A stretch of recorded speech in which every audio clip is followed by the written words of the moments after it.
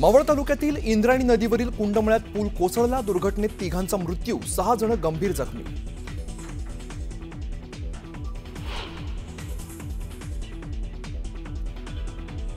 पूल पडून वाहून गेलेल्या 41 पर्यटकांची एनडीआरएफच्या टीमकडून सुखरूप सुटका। भर पावसातही एनडीआरएफकडून बचाव कार्य सुरू।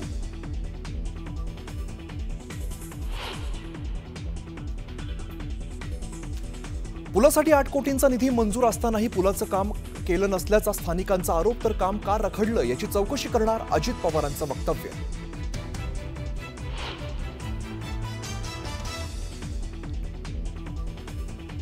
कुंडमळ्यातील पर्यटकांच्या मृत्यूसाठी प्रशासन जबाबदार, सुषमा अंधारेंचा गंभीर आरोप। तर घटनेची सखोल चौकशी करण्याची रोहित पवारांची मागणी। शिवसेना फुटीमागे रश्मी ठाकरे, भरत गोगावलेंचा गंभीर आरोप। तर आदित्य ठाकरेंना रश्मी वहिनींमुळे मंत्रिपद दिलं, गोगावलेंचा खळबळजनक दावा।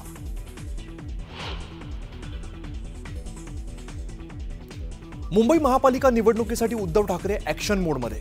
सेना भवनमध्ये शाखा प्रमुखांची बैठक, मतदार याद्यांवरती लक्ष ठेवण्याच्या सूचना। माजी नगरसेविका गीता गवळींनी घेतली आशिष शेलारांची भेट। मुंबई महानगरपालिका निवडणुकीत अखिल भारतीय सेना भाजप सोबत जाण्याची शक्यता।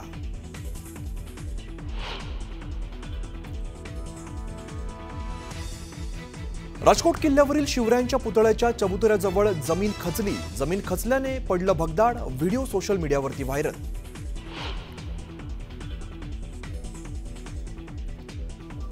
बेळगावला मुसळधार पावसानं झोडपलं। चोरला घाटातला पर्यायी रस्ता गेला वाहून। पावसामुळे बेळगाव गोवा मार्ग बंद।